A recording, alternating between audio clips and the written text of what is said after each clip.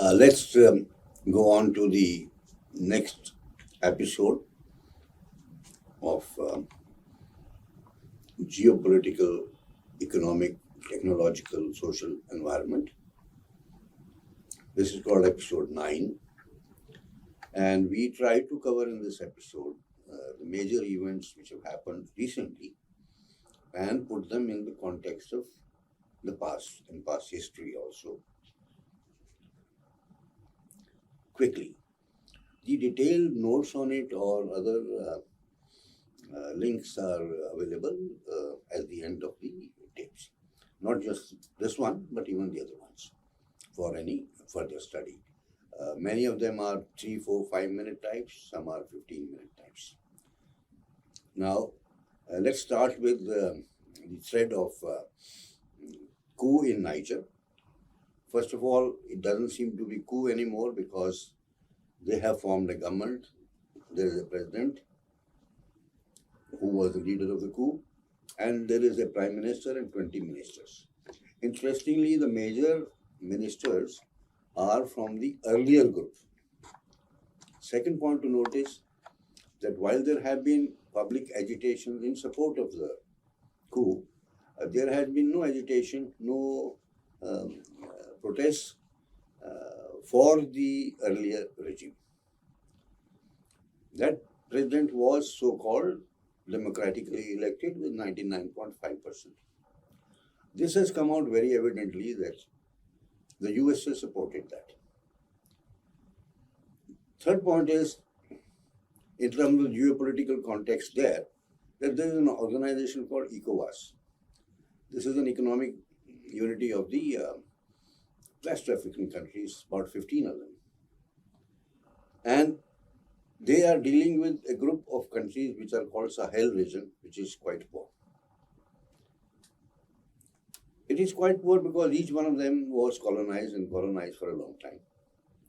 Also, all of this area is Francophone Africa. That means France had an influence. Now, technically, they have received their freedom, but franc, for example, is the currency. Their output of minerals like this uranium and gold, etc., goes to France only. Their excess deposits or money is all in the French banks. More or less, it is the French Central Bank which also manages the macroeconomy of these countries. Now, Niger, not to be confused with Nigeria, which is a neighbor, which is much higher population, largest in Africa, with a lot of oil, but still they have regressed back to poverty because oil itself has not been managed properly. So at the border, there are huge jams of trucks, etc. The new government of Niger have closed the airspace. So the air travel has become expensive to Nigeria by about $1,000 per passenger because of the roundabout way they have to come. Niger also threatened a little bit, just like ECOWAS did, that they might take some military action. Immediate support came through from USA, but then they retreated because they can figure out what the advantages and disadvantages are. So ECOWAS gave 3 different, we can call it threats. A, please hand it over back to the president earlier. Second was, if you don't do it, we'll take action. Third was, if you don't do it, we'll take military action. And that deadline has passed and nothing has happened. So now they have put sanctions on them. Yes, it will make life difficult for Niger, but then also Burkina Faso and Mali have come in support. This whole thing, what it has done is that it has shown that there is a Russian support to, either Russian support is there or they have a very good image of Russia. And they think that they can come out of the clutches of France and USA and sit with Russia. It's also been stated that Wagner Group could be supporting it. Now we go to the next step. Compared to what we discussed last time, when it was just some military people who had done the coup, now they have a regular civilian administration who have taken charge of their ministries. 3 of the ministries are with the military people. So what is it that we're discussing then here? That going down the line, how is this equation going to work out? Deputy Secretary Newland of Department of State of USA also visited the military base. There, she couldn't meet the new president because he decided not to go there on the military base. She had a discussion with ECOWAS. They have stopped $100 million military aid they used to go to the earlier president. Now, $100 million military aid, but nothing for the social aid, etc., etc. At least I can't understand why do the leading powers do this. I mean, they spend their taxpayers' money for arming the militaries, who then fight with each other in coups and all that. If you don't give them weapons, how will they fight? No, but this does not come to their view because they are themselves interested in the economic exploitation of the area. So all that will happen is that French company will go away and an American company will come and do the exploitation. But general feeling of, they are being exploited is building up in the same fashion in the 60s, the way for their view for freedom had built up. So, as I was explaining, that now this is a history a little going back 8 months, for which we have also given the links. That just as soon as Meloni, the new Prime Minister, got elected of Italy, who's a right-winger, she said that France was exploiting 15 countries, and the impact on Europe was not the money they were taking from there, but the people who had become so poor that they were wanting to migrate to Europe. But they used to land in the Mediterranean and towards the Italian side, and her point was that Italy is suffering a lot by these migrants who come on boats. And many a time these boats get sunk, etc., etc. And it's inhuman. And so the France should do something about it, that this migration either is stopped, and the migration is because of poverty there, not for anything else. And these 15 countries which are Francophile produce the maximum out-migration from Africa. Okay, now similarly EU relationship developed that EU started scolding Italy, saying, why are you doing this and openly discussing something which should be discussed in-house. But they said we cannot afford to have so many migrants. So European Union should, and particularly France should, take these migrants in a particular ratio. Why should we have it just because our coast is there where they can easily reach? There was a case of a ship also of French people which had been going here and there and all that and got sunk. So she referred to that. Now that was 8 months ago. EU took a stand against Italy at that time, but now it is changing. So the pressure is building on France to get out of this exploitation so that this migration to Europe reduces or vanishes, actually. So this is the connections. Now we come to the food part of it. We connect it to India also there. That because of this disturbance, the logistics are already disturbed there. This area was all where there was a food shortage also. So they have a food security problem. And this is whole of the West Africa, which means ECOWAS included. So about 20 odd countries will be affected because of this. Now the question is whether diplomatically these things should be resolved or by showing the gun or showing the threat and showing the sanctions. They are following what they have done in the past. Put sanctions, withdraw military aid, criticize, go to UN, say that this is not good, UN team should come, etc., etc. Not realizing that if these coups are happening so often in that particular area, as I mentioned, there are 2 dozen coups in the last 10 years in this region alone. And there are counter coups. So, now coming to the effect. There is a pressure on wheat and rice of India. to the extent that the government is saying we will import wheat.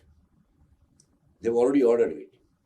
That we will reduce the duty on wheat imports. This is just few days ago.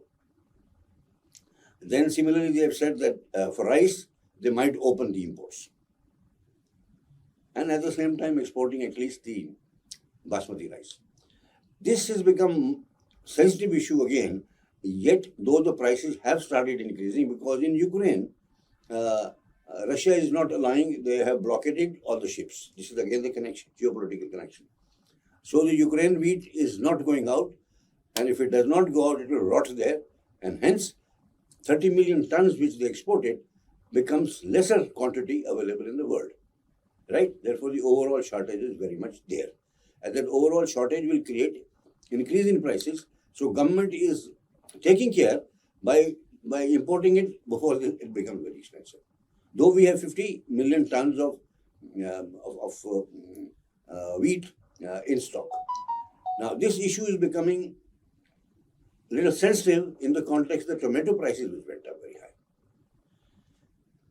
Though we knew a little bit action which government had taken, but finance minister yesterday in the parliament, while responding to the no confidence motion, explained all the steps which have been taken, because of which today the tomatoes were available through NCCF kilo tomatoes. So from 250 rupees it has come down there, which means government intervention has a meaning. It's not that it doesn't have a meaning. Now, subsidizing means they're spending money from pocket also. But they have done something in Nashik, direct procurement, in Andhra Pradesh, two major areas this time of the year where it is maximum. They have imported, yes, but they have opened the imports from Nepal for tomatoes. So in different regions, the prices have started going down. I'm not mentioning exact quantities because they may be different yesterday and today and tomorrow, but the action which they've taken. Now, in Mandi in Nashik, yesterday the prices went down by 100 rupees, 200 rupees. That they were available at 100 rupees a kg. It is also by 100 rupees almost. And they started selling at 85 rupees in Delhi. Now, the problem of subsidized products, food products, tomatoes, onions, cauliflower or anything, or wheat or rice. That quantity is not the whole requirement, it is smaller requirement, which is being subsidized. And it is available at certain specific stores, normally they are government stores. So therefore queues form there. And there is a jhagda because they want to take more tomatoes and some of them will be there in the queues who want to make money out of it by selling this subsidized tomato, which is, let's say 150 rupees a kilogram outside. Now that's a lot of differential. Making 85 rupees or 75 rupees a kg as pure profit in no time because people will rush to you and buy it. Okay. However, this has been done. Now this is government policy being discussed in the parliament. Imagine. Because it upsets the people. This is the issue on the food grains because or everyday commodities. Everyday commodity prices getting affected by some coup somewhere and some fight in Ukraine is not something which people can understand actually. But managerial people should understand these things. That what can be the impact? Now people will not ask me, why are we discussing Ukraine or why are we discussing Nigeria? Because Niger and Nigeria, if Nigeria gets involved in a war there and they are neighbor of Niger, then the oil supplies will reduce. And we do import from Nigeria also. We don't import just from Russia or Iraq or Iran or Saudi Arabia. We import from 10 different countries so that we are not dependent. And that's India only. But Nigerian oil might be going to, yes, of course, certainly to most of Africa and other places. They are a large producer actually, but most of it is under the control of the Western companies. But it will affect. It will affect. So now coming to this itself, because of Ukraine war, the discussion which took place in the parliament was on prices of oil. So finance minister clearly explained that as far as central government is concerned, she was saying, Mr. Modi, have reduced prices twice. in the last 1 year. They have reduced twice. But it is the state governments which have not reduced their state tax or actually increased the state tax to make money, to be able to say free electricity, this, that, and so on and so forth. So the prices in Delhi are now the least in the country of oil, and more in the other states. And some of the states like Maharashtra and Andhra Pradesh, it is very high, because government has made that as a major source of income. So besides the excise of the central government, there are state taxes on it. There used to be local taxes, which have been now merged. Okay, so we will stop it here to say that the connectedness of the issues should be appreciated. And it will affect our day-to-day life in the companies and the organizations we are working, and in the households which are there. And it affects the households. If a household which has a middle class income, and if you have to pay more for tomatoes and onions to the extent of 250 rupees per gram or something, a kilogram or something, then you have to cut on something else. What will you cut on? Oil? Oil? No, oil is anyway expensive. How will you cut on oil? Because you're spending minimum on your scooter or car. What else will you cut on? Cooking oil? The price has gone up because of Ukraine. Sunflower oil is which is a major one for Saffola, has become very expensive and comes from Ukraine mostly. So for the middle class household to therefore adjust to these issues on a day-to-day basis is not easy. Now therefore it is a task of the marketing man in all such companies to say that somehow I predict, I take proper procurement decisions, proper logistics decisions, and make the product still available at a decent price. So if they can forecast well, then they can keep their customer happy. They can keep their customer happy, they will make more money. Thank you.